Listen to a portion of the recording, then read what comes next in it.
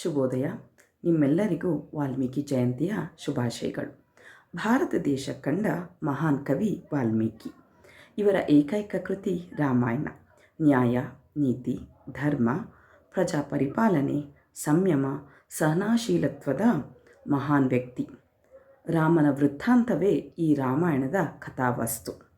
ಈಗ ಮೊದಲಿಗೆ ದಿವ್ಯಲಕ್ಷ್ಮಿ ಇವರಿಂದ ನೃತ್ಯ ರೂಪ, ನಂತರ ಮಾಧ್ವಿಯವರಿಂದ ವಾಲ್ಮೀಕಿ ಕುರಿತಾಗಿ ವಿಷಯ ನಿರೂಪಣೆ, ಆ ನಂತರದಲ್ಲಿ ರಾಮಾಯಣದ ದೃಶ್ಯ ರೂಪವನ್ನು ಸಹ ನೋಡೋಣ.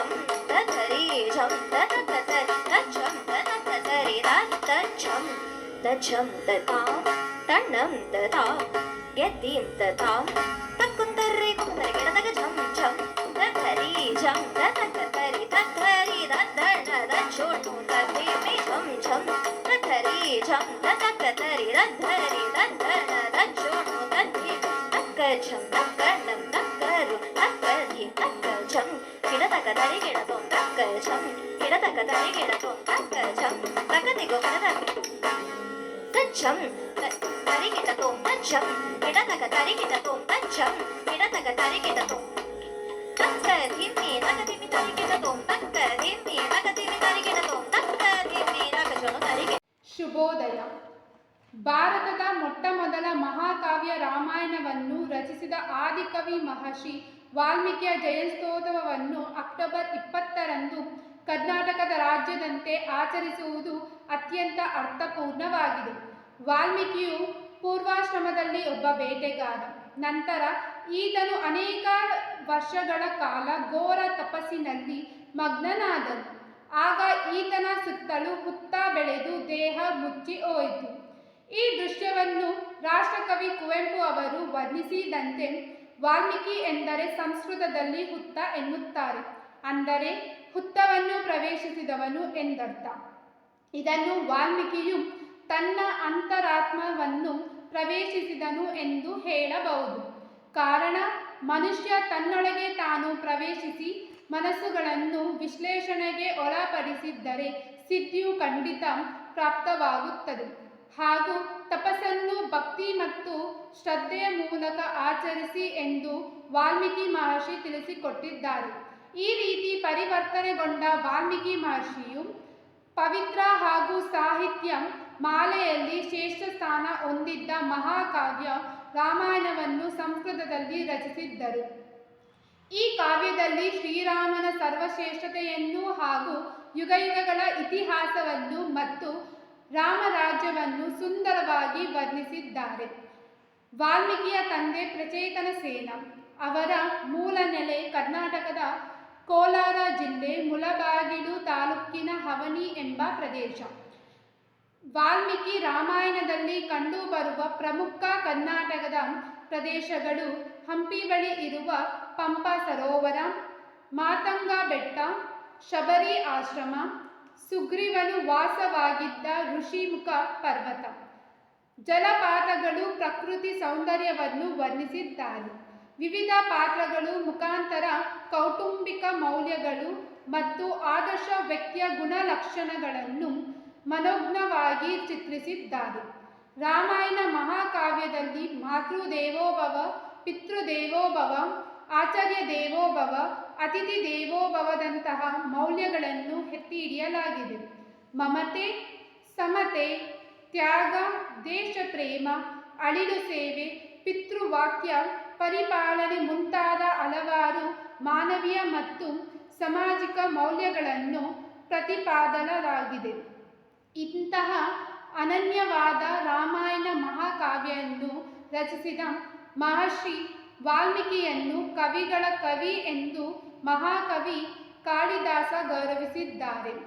ಭಾರತದ ಪ್ರಥಮ ಪ್ರಧಾನ ಮಂತ್ರಿಯಾಗಿದ್ದ ಜವಾಹರಲಾಲ್ ನೆಹರು ಅವರು ರಚಿಸಿರುವ ಡಿಸ್ಕವರಿ ಆಫ್ ಇಂಡಿಯಾ ಪುಸ್ತಕದಲ್ಲಿ ಜನರ ಮನಸ್ಸಿನ ಮೇಲೆ ಅಗಾಧವಾದ ಪ್ರಭಾವವನ್ನು ಬೀರುವ ಮಹಾಕಾವ್ಯ ರಾಮಾಯಣ ಎಂಬುದಾಗಿ ಉಲ್ಲೇಖಿಸಿದ್ದಾರೆ.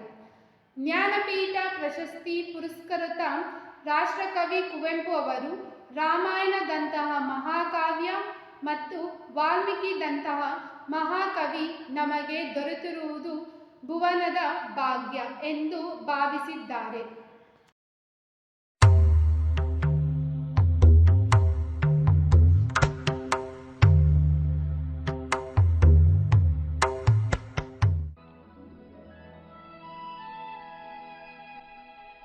ತ್ರೇತಾಯುಗದ ಆರಂಭ. ಸಂಪದ್ಭರಿತ ಅಯೋಧ್ಯ ರಾಜ್ಯ. ಸೂರ್ಯವಂಶದ ಚಕ್ರವರ್ತಿಯಾದ ದಶರಥನ ದಕ್ಷ ಆಡಳಿತ. ಸಂತೃಪ್ತ ಪ್ರಜೆಗಳು. ದಶರಥ ಸಾಮ್ರಾಟನಿಗೆ 3 ಮಹಾರಾಣಿಯರು: ಕೌಸಲ್ಯೆ, ಸುಮಿತ್ರೆ ಮತ್ತು ಕೈಕೇಯಿ. ಇವೆಲ್ಲವನ್ನೂ ಮೀರಿದ ಚಿಂತೆಯೊಂದು ಅವರನ್ನು ಕಾಡುತ್ತಿದೆ. ಅದುವೇ ವಂಶೋದ್ಧಾರಕನಿಲ್ಲದಿರುವುದು.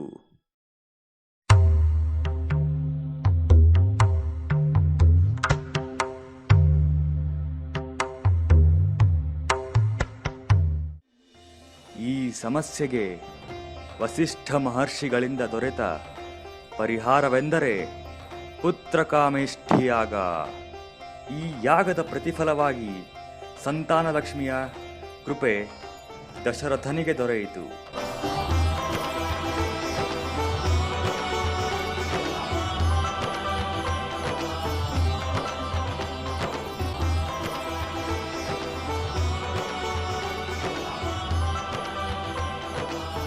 ದೇವಿಯು ನೀಡಿದ ಪಾಯಸ ಸೇವಿಸಿ ಕೌಸಲ್ಯೆಯು ಶ್ರೀರಾಮನನ್ನು, ಕೈಕೇಯಿಯು ಭರತನನ್ನು ಮತ್ತು ಸುಮಿತ್ರೆಯು ಲಕ್ಷ್ಮಣ ಶತ್ರುಘ್ನರನ್ನು ಪಡೆದರು.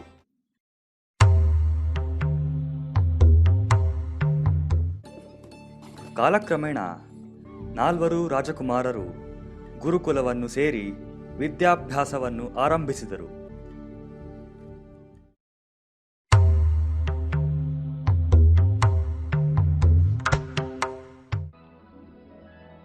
ವಸಂತಗಳು ಉರುಳಿದವು. ಮಿಥಿಲಾ ಪಟ್ಟಣವು ಸೀತೆಯ ಸ್ವಯಂವರಕ್ಕೆ ಸಿದ್ಧವಾಗಿತ್ತು. ಸ್ವಯಂವರದ ಸವಾಲಾಗಿ ಶಿವಧನಸ್ಸನ್ನು ಇರಿಸಲಾಗಿತ್ತು.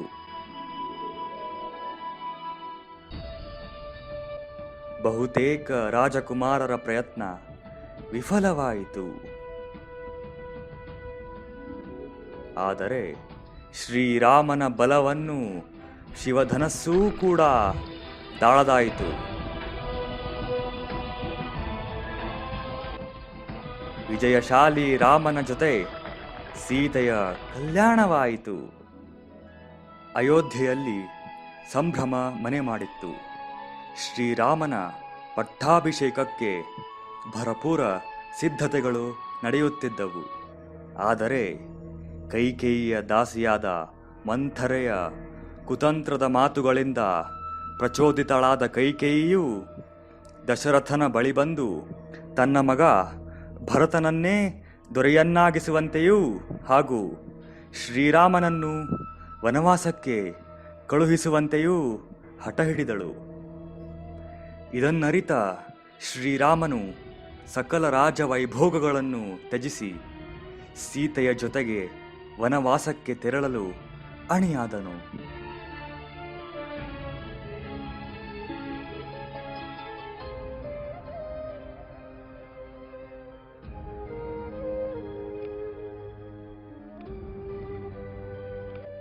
ಅಗ್ರಜನನ್ನು ಬಿಟ್ಟು ಇರಲಾರದ ಲಕ್ಷ್ಮಣನೂ ಸಹ ಅವರ ಜೊತೆಯಲ್ಲೇ ಹೊರಟನು.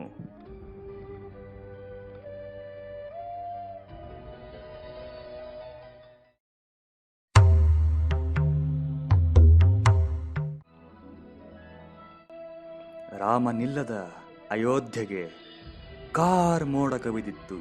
ಇದೇ ಕೊರಗಿನಲ್ಲಿ ದಶರಥನೂ ಅಸುನೀಗಿದನು. ಸಿಂಹಾಸನ ಬರಿದಾಯಿತು. ರಾಜಪದವಿ ತಿರಸ್ಕರಿಸಿದ ಭರತನು ರಾಮನ ಪಾದುಕೆಗಳನ್ನಿಟ್ಟು ರಾಜ್ಯಭಾರ ಮಾಡಿದನು.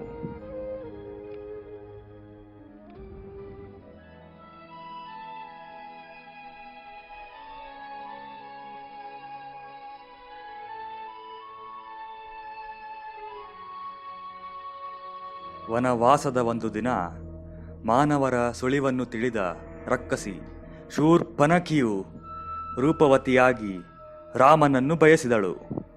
ಆದರೆ ತಿರಸ್ಕಾರದಿಂದ ಕುಪಿತಗೊಂಡು ಆಕ್ರಮಣಕ್ಕೆ ಮುಂದಾದಳು.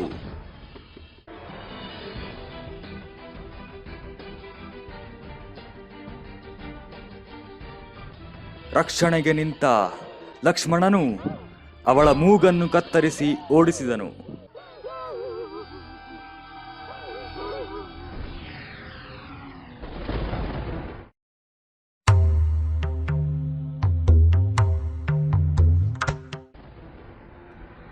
ದಕ್ಷಿಣ ಸಾಗರದಾಚೆಗಿನ ಸಾಮ್ರಾಜ್ಯ ಲಂಕೆ.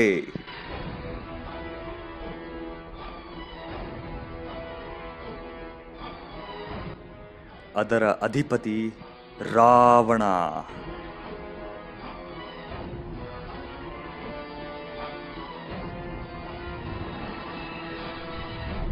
ಅವಮಾನಕ್ಕೀಡಾದ ಶೂರ್ಪಣಖಿಯು ತನ್ನ ಅಣ್ಣನ ಬಳಿ ಬಂದು ಅಳಲನ್ನು ತೋಡಿಕೊಂಡಳು.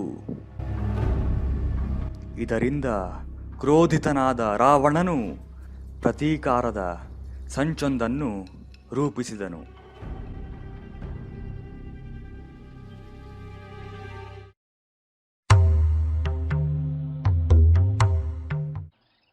ತನ್ನ ಮಾವ ಮಾರೀಚನನ್ನು ಸುಂದರ ಜಿಂಕೆಯ ರೂಪದಲ್ಲಿ ಸೀತೆಯ ಬಳಿ ಕಳುಹಿಸಿದನು. ಜಿಂಕೆಯಿಂದ ಆಕರ್ಷಿತಳಾದ ಸೀತೆಯು ತನಗೆ ಆ ಜಿಂಕೆ ಬೇಕೆಂದು ರಾಮನ ಬಳಿ ತನ್ನ ಬೇಡಿಕೆಯನ್ನು ಮುಂದಿಟ್ಟಳು. ಪತ್ನಿಯ ಆಸೆಯನ್ನು ಈಡೇರಿಸುವ ಸಲುವಾಗಿ ಲಕ್ಷ್ಮಣನನ್ನು ಸೀತೆಯ ಕಾವಲಿಗಿರಿಸಿದ ರಾಮನು ಜಿಂಕೆಯನ್ನು ಹಿಂಬಾಲಿಸಿ ಹೊರಟನು.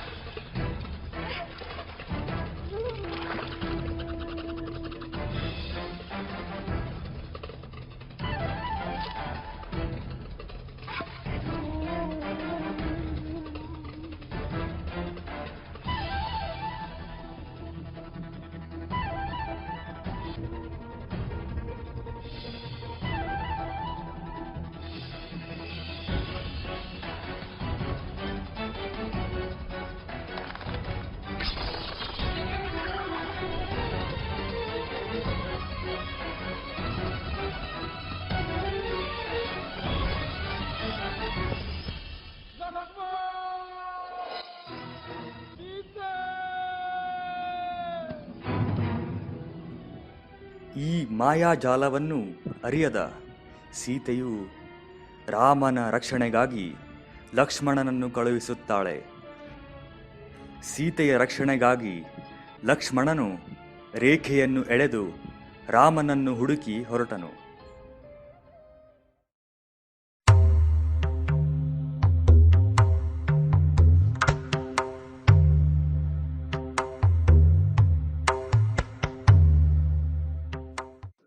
ಇದೇ ಸಮಯಕ್ಕಾಗಿ ಕಾದು ಕುಳಿತಿದ್ದ ರಾವಣನು ಸಾಧುವಿನ ರೂಪವನ್ನು ಧರಿಸಿ ಭಿಕ್ಷೆಯನ್ನು ಯಾಚಿಸುತ್ತಾ ಬಂದನು.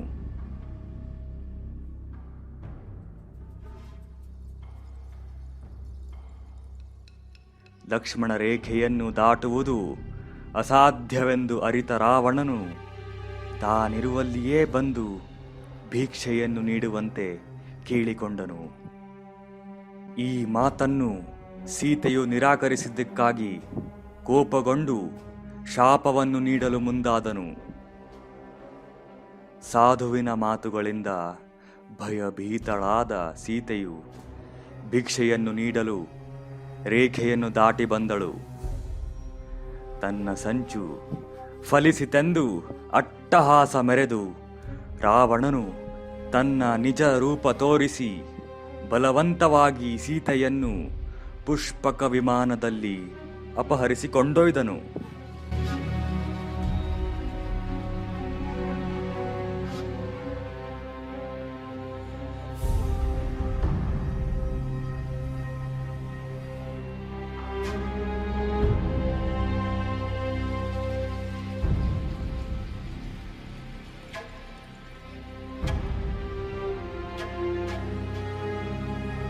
ಸಂದರ್ಭದಲ್ಲಿ ಈ ಸನ್ನಿವೇಶವನ್ನು ಪಕ್ಷಿಗಳ ರಾಜ ಜಟಾಯುವು ಗಮನಿಸಿತು. ಇತ್ತ ರಾಮಲಕ್ಷ್ಮಣರು ಸೀತೆಯನ್ನು ಕಾಣದೆ ಕಳವಳಗೊಂಡರು. ರಾವಣನನ್ನು ಹಿಂಬಾಲಿಸಿದ ಜಟಾಯುವು ಈ ಕೃತ್ಯವನ್ನು ತಡೆಯಲು ಪ್ರಯತ್ನಿಸಿತು.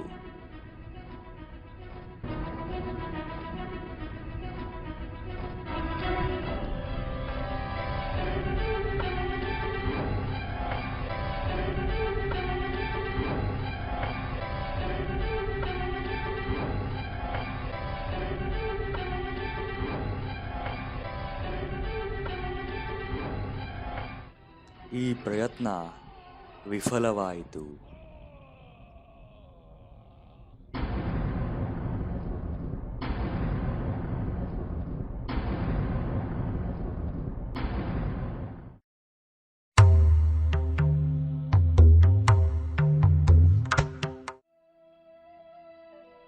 ಸೀತೆಯನ್ನು ಅರಸಿ ಹೊರಟ ರಾಮ ಲಕ್ಷ್ಮಣರಿಗೆ ಜಟಾಯು ಮತ್ತು ಕಬಂಧರಿಂದ ಸುಳಿವುಗಳು ದೊರೆತವು.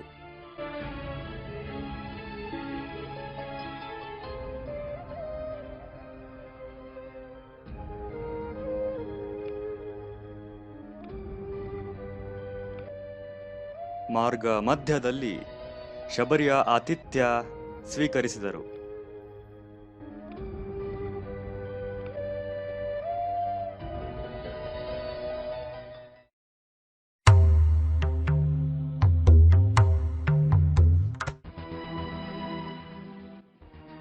ಕಿಷ್ಕಿಂಧೆಯಲ್ಲಿ ವಾಲಿಯಿಂದ ಬೇಸತ್ತ ಸುಗ್ರೀವನಿಗೆ ರಾಮನು ಸಹಾಯ ಮಾಡಲು ಒಪ್ಪಿಕೊಂಡನು.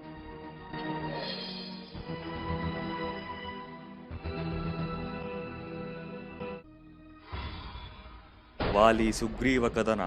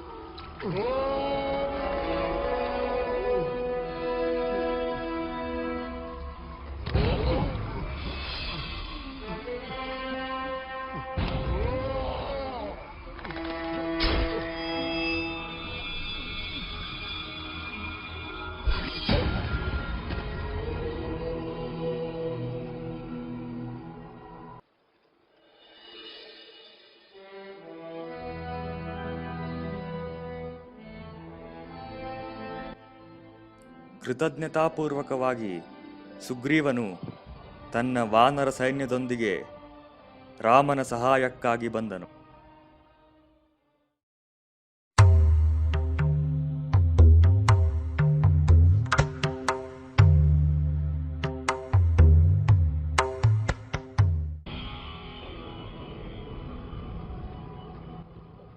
ಹನುಮಂತನು ಲಂಕೆಯಲ್ಲಿ ಸೀತೆ ಇರುವುದನ್ನು ಪತ್ತೆ ಹಚ್ಚಿ ಲಂಕಾ ದಹನ ಮಾಡಿ ಸೀತೆಯು ಕೊಟ್ಟ ಉಂಗುರವನ್ನು ರಾಮನಿಗೆ ತಲುಪಿಸಿದನು.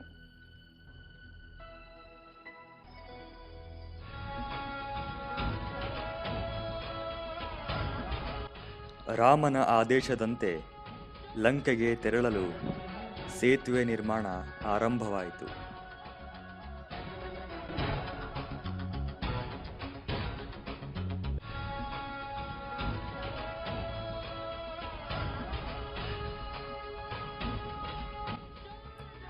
ಸುಭದ್ರ ಸೇತುವೆಯ ಸಹಾಯದಿಂದ ರಾಮ ಸಹಿತ ವಾನರ ಸೈನ್ಯವು ಲಂಕೆಯನ್ನು ತಲುಪಿತು.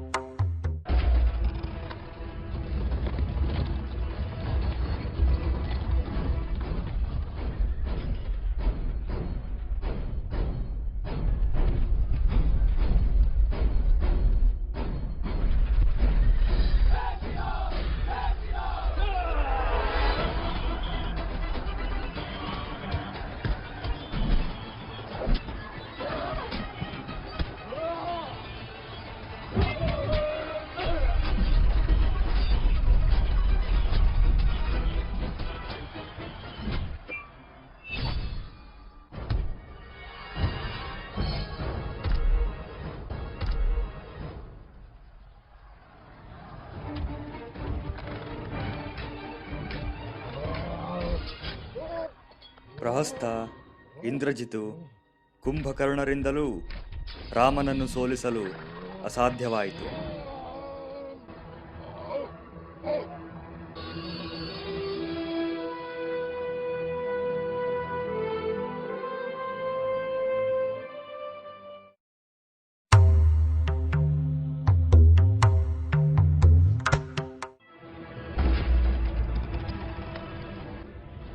ಸ್ವತಃ ರಾವಣನೇ ರಣರಂಗಕ್ಕಿಳಿದನು.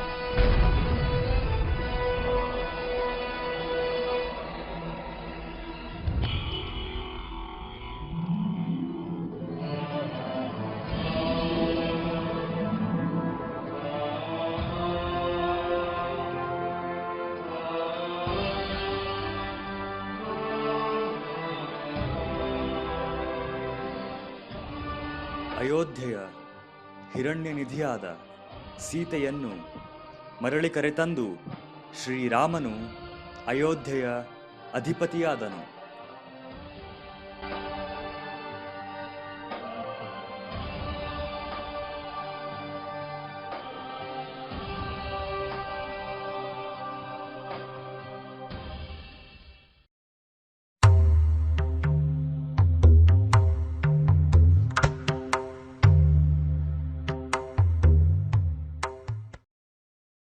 ಇದುವರೆಗೆ ವಾಲ್ಮೀಕಿ ಜಯಂತಿಯ ಪ್ರಯುಕ್ತ ಆಯೋಜಿಸಿದ ಕಾರ್ಯಕ್ರಮವನ್ನು ವೀಕ್ಷಿಸಿದ್ದೀರಿ. ಈ ಕಾರ್ಯಕ್ರಮವನ್ನು ಯಶಸ್ವಿಯಾಗಲು ಸಹಕರಿಸಿದ ಬಾಲ್ಡ್ವಿನ್ ಪದವಿ ಪೂರ್ವ ಕಾಲೇಜಿನ ಆಡಳಿತ ಮಂಡಳಿ, ಪ್ರಾಂಶುಪಾಲಕರು, ಬೋಧಕ ಹಾಗೂ ಬೋಧಕೇತರ ವರ್ಗದವರು ಹಾಗೂ ನಮ್ಮ ಕಾಲೇಜಿನ ವಿದ್ಯಾರ್ಥಿಗಳಿಗೆ ಧನ್ಯವಾದಗಳು.